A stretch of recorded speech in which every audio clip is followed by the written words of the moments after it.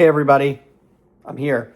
Dressed a little fancy today. I would not suggest going to a customer as a revenue ready engineer dressed up like this. But you know what? Sometimes I need to draw a little bit of attention to myself for a video, for the likes, for the subscribers, right? So I'm willing to take one for the team. Today's topic is going to be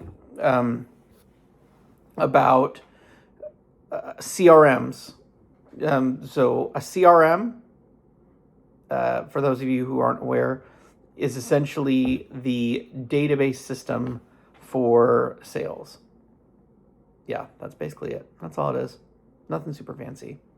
But for some reason, CRMs seem to be this like really complicated topic, and people get all weird about it. And they're like, "Oh, we use Salesforce, we use Zoho, we use HubSpot." It's just all about customer relations.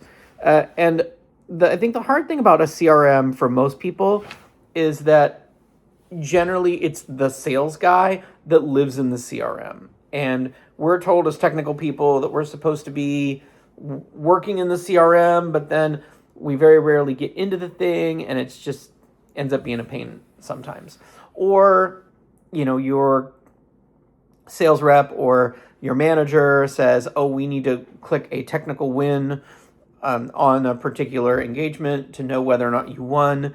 But then the definition of a technical win sometimes is a little hazy, or the customer isn't very clear. It can get a little bit dicey. So I want you to think about a CRM in terms of a set of steps that get you to a goal. So think about it not necessarily as the database of all your customers, but think about the CRM as the tracking and location of a set of steps to get your goal. Now, normally when I say tracking of a set of steps to get to your goal, a lot of you are thinking about software development, and you're thinking Jira, or you're thinking some sort of task tracking software, maybe Asana or Monday.com.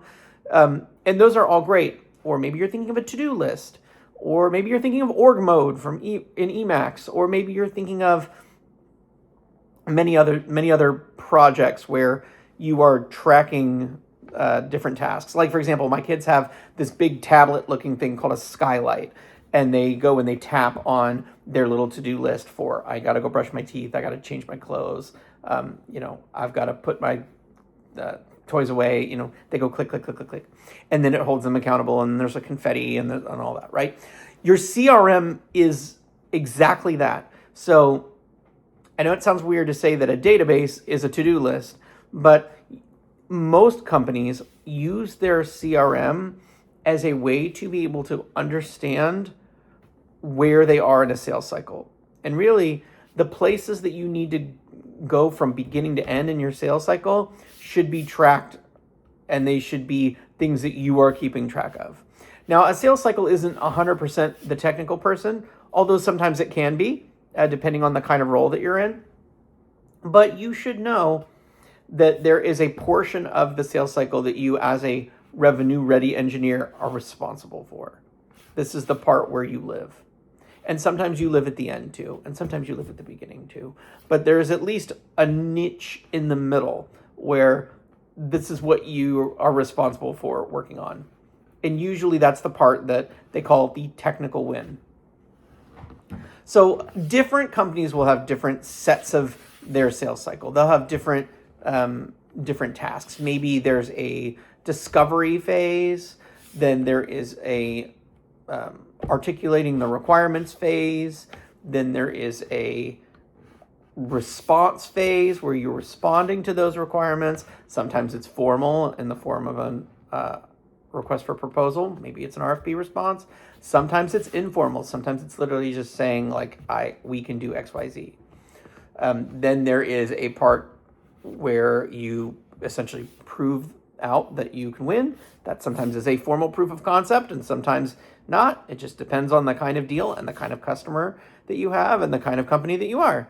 And these things often are more nebulous than maybe you're willing to admit. And then finally, at the end, there is a decision process, a procurement process, and finally, someone signs the PO. So all of those pieces all have to work together from beginning to end in order to make a sale. That's how it works. Your component, as far as being technical, you are an advisor in many of those different pieces of the game. Maybe not so much in signing the actual PO, but you need to be involved in that whole process. But really, your sweet spot is in the requirements response and improving things out. So, when you're going through this sales process, make sure that you're getting in your CRM and you are using the steps that your company provides for you. If you are like a CTO at a startup, or you're in a small environment where maybe you don't have a very mature CRM, and you'd be surprised, sometimes big companies don't actually have that mature of a CRM either. It may be on you to define what things go into that response, or that go into your proof of concept, or that go into your definition of what a technical win is. These days with AI, it's actually pretty easy to gather information about what you think an RFP response should look like given a particular product. You can actually just go to Claude and say, like, I sell XYZ product. This is a use case. I mean, don't give customer information to Claude Code or to any LLM, like, ever, but just say, like, I have such and such industry that I'm trying to build a solution for. What are the steps that I need to include in my RFP response? And it'll give you a pretty good idea. Now, I would say, obviously review the thing before you send it in. Don't just go like hit the slot button and throw stuff in. But it should give you a pretty decent idea of what it is that you need to build out to respond. Some companies are even building out their own AI tools for RFP responses. Like, I know my company has one that's like a full scale. It's actually not just LLM. It's like a very deterministic version of this RFP response that just has a couple of little spots for the LLM to add some text. But yeah, you may end up deciding that you want to build out an actual tool to respond to RFPs, which is often helpful. But when you go through that process, you want to make sure that everything that you are promising that is in your CRM is legitimate. Don't lie to the thing. Trust me, I have had some coworkers that have gone through this process of going through the sales cycle, and maybe they're a little bit short in the quarter, or they think that they're going to be grilled by their manager, and then they go and just kind of like fudge that they have a technical win, and then they get in trouble with their rep, and they just like, get in a fight, or they lose a deal, because everybody gets paid on those deals, right? So it's not just you that lying about your technical win affects. So try to stay truthful, try to stay honest, and be as diligent as you can in the CRM. I've not always been the greatest person at that, but I have found that the quarters where I am, I tend to do better.